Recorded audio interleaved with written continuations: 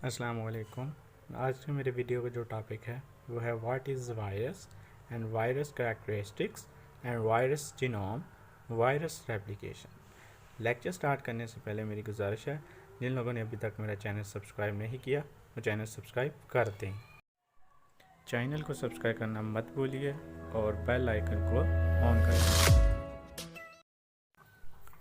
Virus actually क्या होते हैं, ये सब माइक्रोस्कोपिक माइक्रो ऑर्गेनिज्म होते हैं। ये ऐसे एलिमेंट होते हैं जिनको इलेक्ट्रिकल माइक्रोस्कोप की मदद से हम देख सकते हैं। ठीक है, ये जो होते हैं obligate intracellular parasite. Obligate intra parasite का मतलब ये है कि जो देखें इंट्रासेलुलर, इसका मतलब विद इन द सेल्स। ये ऐसे माइक्रो ऑर्गेनिज्म होते हैं जो कि सेल्स के अंदर ही खुद को यानी कि मल्टीप्लाई करते हैं या अपनी जो है ना तादाद को बढ़ाते हैं। ये ए cellular infectious agent that required to host cells in order to multiply viruses infect all type of cells। ठीक है, मतलब इनको अपना इन्फेक्शंस काज करने के लिए जो है ना होस्ट की ज़रूरत होगी, क्योंकि जब तक ये होस्ट के बाहर होगा तो ये इनएक्टिव फॉर्म में होगा। ठीक है, जैसे इसको होस्ट मिल जाएगा ये क्या करेगा, उसके साथ अटैच होकर उसमें पेनिट्रेशन कर जाएगा। ठीक है, जो कि जब ये पेनिट्रेशन कर जाएगा वहाँ पे जाके ये अपनी जो है मल्टीप्लिकेशंस स्टार्ट कर देगा। फिर वो जो सेल्स हैं उनको इन्फेक्ट करेगा। सेल्स कोई भी हो सकता है, वो प्लांट का हो, ह्यूमन का हो, एनिमल हो, बैक्टीरिया हो, यीस्ट हो या प्रोटोजोआ हो। ठीक है, ये जो क्या करता है, ये उनमें यानी कि ये कोई भी उसको होस्ट जब प्रोवाइड हो जाता है तो जैसे ये होस्ट के करीब जाता है या होस्ट इसको मिल जाता है तो ये क्या करता है कि उसके साथ अटैच हो जाता है। अटैच होने के बाद उसमें पेनिट्रेट कर जाता है। पेनिट्रेट करने के बाद ये क्या करता है, वहाँ पे अपनी मल्टीप्लिकेशंस जो हैं वो उसको स्टार्ट कर देता है। उसके बाद इसके जो है ना वायरस करेक्टरिस्टिक्स आ जाते हैं कि वायरस के कंपोनेंट या कौन कौन से इसमें चीज़ें पाई जाती हैं।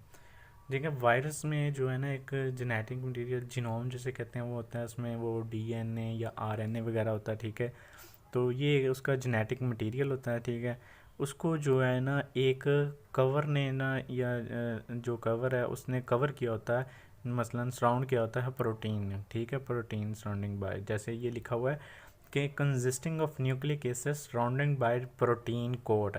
मसलन जो जेनेटिक मटेरियल है ना उसको प्रोटीन कोट ने कवर किया होता है, जिसको हम कैप्सिड कहते हैं। ठीक है, इसी तरह कैप्सोमर्स।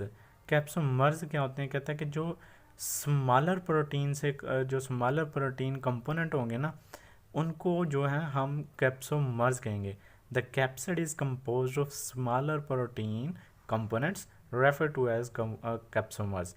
जिसमें जो स्मॉलर प्रोटीन कंपोनेंट हैं उसको हम कैप्सोमर्स कहते हैं। इसी तरह जो है हमारे पास न्यूक्लियो कैप्सिड। न्यूक्लियो कैप्सिड कहता है कि कैप्सिड जीनोम कम्बिनेशन। मसलन कैप्सिड जीनोम, कैप्सिड का तो हमें पता चल गया कि जेनेटिक मटेरियल के सराउंड जो लेयर होती है प्रोटीन कोड की उसको हम कैप्सिड कहते हैं। और जीनोम क्या हो गया, जीनोम हमारे पास वो जो जेनेटिक मटेरियल है मसलन डीएनए या आरएनए।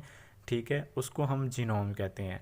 ये जो दोनों का कम्बिनेशन होता है ना, मसलन जैसे डीएनए या जेनेटिक मटेरियल को कोटिंग कवर किया है उसको जो है हम न्यूक्लियो प्रोटीन कहते हैं, न्यूक्लियो कैप्सिड कहते हैं।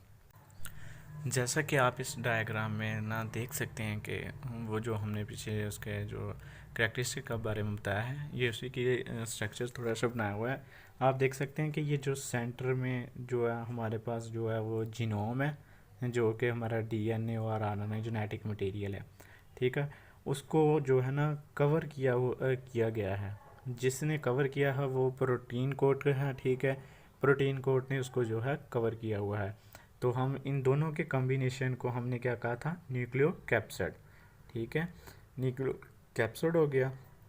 उसके बाद एक इसके ना मेम्ब्रेन लेयर ने जो इस सारे प्रोसेस को जो है ना कवर किया हुआ है। ठीक है, तो इसको हम क्या कहेंगे, इनवेल्प।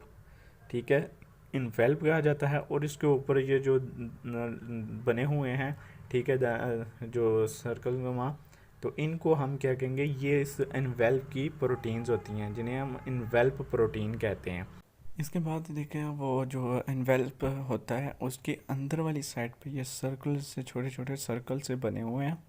ठीक है, ये क्या कहलाते हैं, वायरल टेगोमेंट्स। वायरल टैगोमेंट्स होते क्या हैं? कहता है कि जो वायरल टैगोमेंट्स होते हैं ये जो है क्लस्टर्स ऑफ प्रोटीन्स होते हैं, ठीक है, जो कि इन और जो न्यूक्लियोकैप्सिड है ना उसके दरमियान में पाए जाते हैं।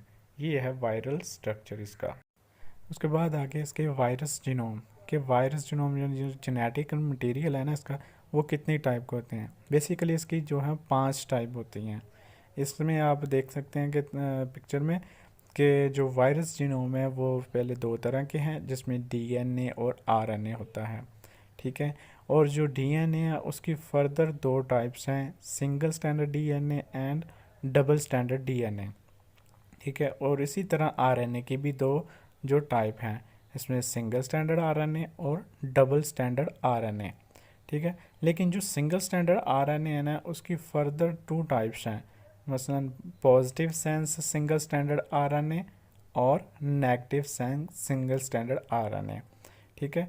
अब इसकी देखें, जो single standard DNA 1, double standard DNA 2, double standard D RNA 3, positive sense single standard RNA 4 और negative sense single standard RNA 5। ये इसकी 5 टाइप।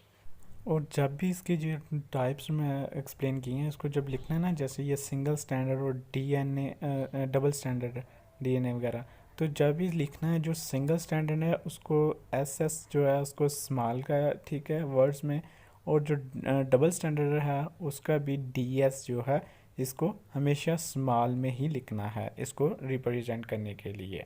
और इसके बाद जो लास्ट हमारी वीडियो का टॉपिक है वो है वायरस रेप्लिकेशन के। वायरस जो है कि वो किस तरह खुद को रेप्लिकेट करता है। इसके जो बेसिकली जो है इसमें 5 स्टेप्स इन्वॉल्व होते हैं। पहला जो स्टेप्स है अटैचमेंट, इसमें क्या करता है, जो phage attach to the surface of the host, मसलन जो वायरस है वो सरफेस के साथ अटैच कर देता है। और जो दूसरा है उसको कहते हैं पेनिट्रेशंस। पेनिट्रेशन का मतलब कि उसके अंदर दंस जाता है। जो वायरल डीएनए है वो जो होस्ट सेल्स है ना उसके अंदर जो है इंटर हो जाता है। और जो इसका थर्ड स्टेप है वो है बायोसेंसिस। मसलन जो ये वायरस है ये क्या करता है, जो इसके डीएनए है ना उसकी रेप्लिकेट करना स्टार्ट कर देता है और जो प्रोटीन है उसको बनाने शुरू कर देता है। और इसका जो फोर्थ स्टेप है उसको मैचुरेशंस कहते हैं। मैचुरेशन इसका ये है कि new phage particles are example, मसलन वो खुद को जो है इसमें जो डीएनए है और उसका प्रोटीन कोड है वो आपस में मिलना शुरू हो जाते हैं, उसको मिल जाते हैं। और उसके बाद जो हम इसका जो रेप्लिकेशन का लास्ट स्टेप्स है उसको हम कहते हैं लाइसिस। लाइसिस कहता है कि the cell lysis releasing the new made phage, मसलन जब वो सेल के अंदर खुद को रेप्लिकेट कर लेता है, अपने न्यू पार्टिकल्स वगैरह तैयार कर लेता है, तो उसके बाद वो क्या करते हैं कि जो वो सेल से बाहर आना शुरू हो जाते हैं, जिनको हम लाइसिस कहते हैं। जिस तरह आप इस स्ट्रक्चर में देख सकते हैं कि हमने जो ना इसके वायरस रेप्लिकेशन के स्टेप्स को 1 बाय 1 जो है ना एक्सप्लेन करेंगे आप इसमें। सबसे पहले जो देखें कि जो पहला स्टेप है इसका अटैचमेंट का।